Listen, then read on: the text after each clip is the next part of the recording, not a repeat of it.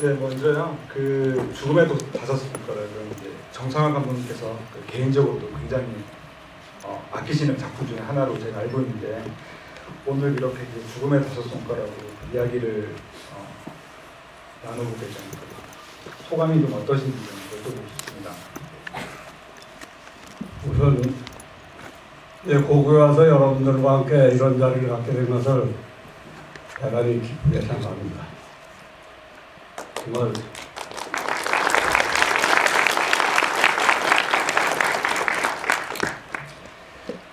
네, 먼저 그 감독님의 본격적인 얘기를 듣기 전에 좀 지루하실 수도 있겠지만, 제가 이 영화에 대한 여러 가지 얘기를 조금 드리고 시작하는 게 맞을 것 같은데요. 그 당시에 죽음의 다섯 손가락은 익히 아시는 대로 전미 박스 오피스 1위를 차지한 최초의 홍콩 액션 영화였고, 또 킬빌의 쿠엔틴 타란티노 감독이 이 영화에 굉장히 큰 영향을 받아서 킬빌의 아까 철장을 사용할 때 나오는 음악이라던가 이런 것들을 그대로 쓰기도 했다는 건 워낙 다 유명한 일이라서 다 아실 것 같고요. 그 당시에 굉장히 파격적이고 혁신적인 무술 영화였죠. 그러니까 예를 들면 그 당시에 홍콩 무협 영화로 하는 것들이 굉장히 우아한 동작이라던가 여러 가지 굉장히 컨벤셔널한 그런 액션 동작들에 심취해 있을 때, 그러니까 무술 영화들이 약간 좀 천편일률적으로 되어가고 있다라고 해야 되나? 그런 분위기 속에서 굉장히 큰 파괴력을 준 영화였습니다. 그래서 제가 그 당시에 들었던 얘기 중에 하나는 젊은 관객들이 굉장한 열광을 받았대요. 그러니까 기존 무술 영화의 어떤 틀을 완전히 깨버린 영화였기 때문에 그런 거였는데, 그러니까 보시면 아시겠지만 지금 봐도 그 파괴력이 느껴지잖아요. 무도관에서 벽을 뚫고 심지어 천장까지 뚫고 나중에 그 철장을 맞으면서 벽돌을 깨트리면서 쓰러지고 이런 장면들을 보면서 그 당시 젊은 관객들이 굉장히 열광을 했다고 합니다. 그래서 그런 것만 봐도 저는 그 파괴력을 여전히 느낄 수가 있었고요. 그리고 또 하나는 보시면 다른 그 당시 무술 영화나 권격 영화들하고 비교했을 때 큰 차이점이 뭐라고 느껴졌을지 모르겠지만, 제가 볼 때 가장 중요한 것은 파괴력이기도 하지만 액션씬의 빈도거든요. 그러니까 그 당시 다른 무술 영화들을 보면은 이른바 크게 4-5구다리 혹은 6-7구다리 정도의 큰 액션씬들이 큼지막하게 배열되어 있는 것에 비교하면은 이 영화는 압도적으로 액션씬들이 많아요. 그것 때문에 또 그 당시 젊은 관객들이 열광했을 수도 있고요. 그래서 가장 대표적인 것은 역시 객잔 장면이라고 할 수가 있겠는데, 그 당시에 객잔에서의 액션 연출이나 이런 것들은 워낙 홍콩 무술 감독이나 인력들에게 흔한 것이기 때문에 여자를 구출해주는 장면 있잖아요. 거기서 가볍게 그냥 반죽 덩어리를 얼굴에 씌우면서 끝나버리는데, 사실 무술 인력들이 보기에는 그 객잔에서 감독이 따로 연출 지시를 하지 않아도 10분 이상 자기네들이 알아서 객잔 안에서 이런저런 액션씬들 연출할 거예요. 그런데 감독님은 그러지 않고 그냥 굉장히 그 당시로서는 쿨하게, 정말 쿨하게 끝내버리거든요. 그런 것만 봐도 굉장히 인상적이라는 것을 알 수 있고, 또 하나 또 제가 기억에 남는 장면은 편지를 읽어주는 장면인데요. 기억하실지 모르겠지만 여자가 가짜로 편지를 쓴 것처럼 상대 조직에서 이렇게 유인하는 장면이 있잖아요. 그걸 보면은 보통은 그럴 때 여자 목소리를 빌어서 편지를 쭉 읽어주고 그걸 들은 주인공이 가서 하는 게 맞는데, 그 장면 기억하실지 모르겠지만 악당들의 술수이기 때문에 여자 목소리를 더빙하지 않았고, 또 편지가 읽어주는 가운데 일단 자리를 떠서 가죠.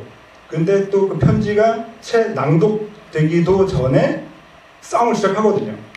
그러니까 이런 압도적인 스피드, 속도감, 이런 것들이 그 당시 홍콩 무술 영화를 보던 사람들에게는 굉장히 큰 충격이지 않았을까, 그런 생각들을 또 해봅니다.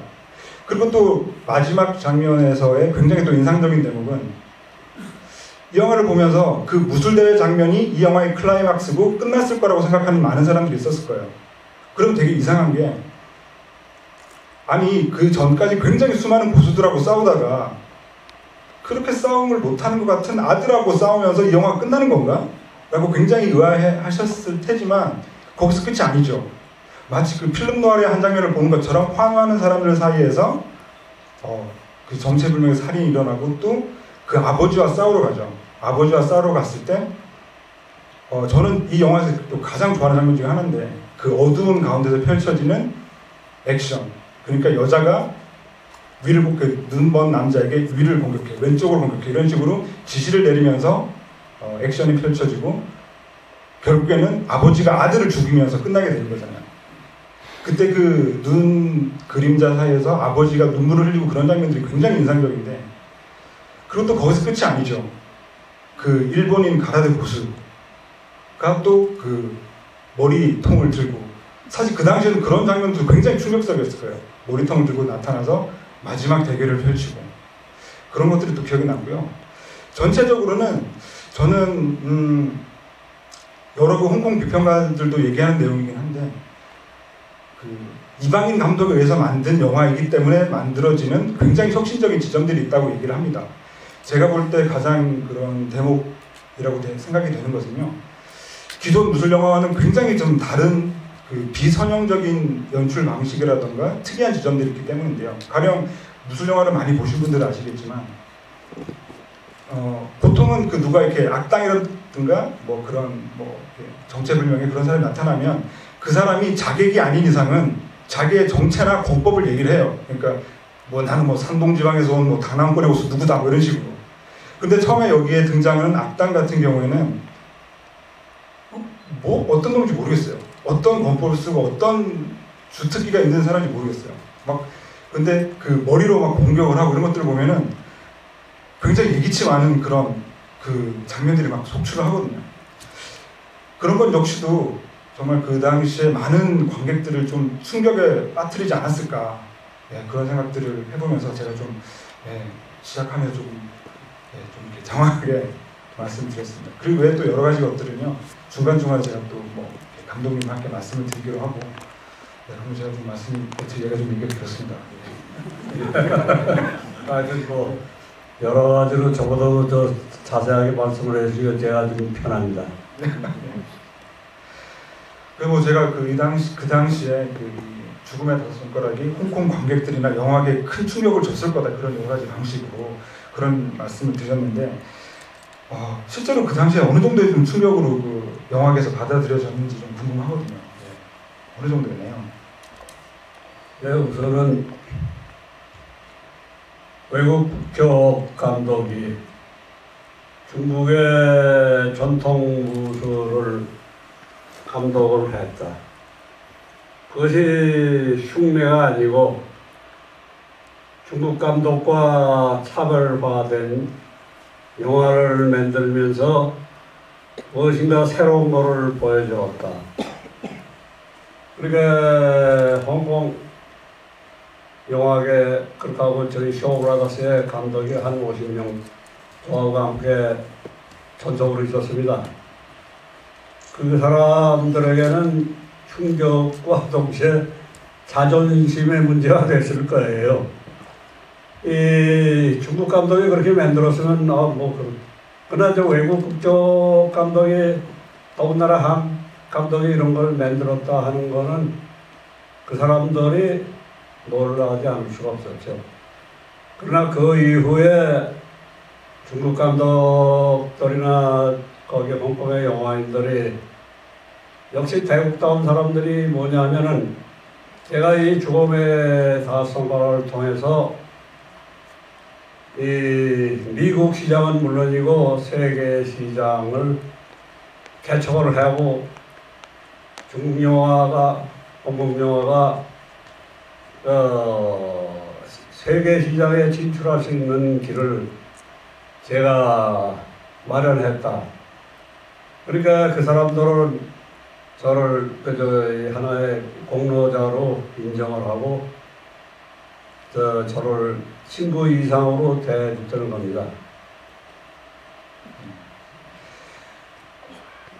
뭐 감독님 말씀하셨지만, 그러니까 그 개막식 때 그 참석하셨던 분들은 기억하실 텐데요. 그 김수정 감독님이 그 축사를 하시면서 그 당시 이제 홍콩에 가서 정상 감독을 만났는데 그 외제차를 타고 다니시고 또 이렇게 요트까지 있는 걸 보고 굉장히 부러웠다 이런 말씀하셨던 기억이 나거든요. 그래서 또 하셨던 얘기가 그 당시에 쇼브라더스에서는 아까도 제가 이제 너무나 그 천편일률적인 영화들이 좀 나오는 그런 좀 살짝 침체된 분위기다 보니까 좀 새로운 기운을 수혈하기 위해서 그 일본의 감독 혹은 뭐 한국의 감독 이런 사람들을 뭐 데리고 오거나 혹은 뭐 합작 형식으로 만들기도 했었는데, 그렇게 온 한국과 그 뭐 다른 일본의 여러 감독들하고 비교해서도 가장 그 첫머리에 가장 그 랄란 쇼가 가장 아끼는 감독이었다, 그런 얘기를 하셨던 기억이 나거든요.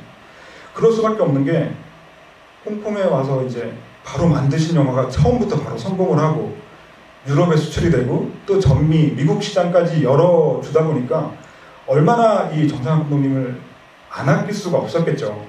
그래서 그 분위기는 충분히 짐작이 가고요.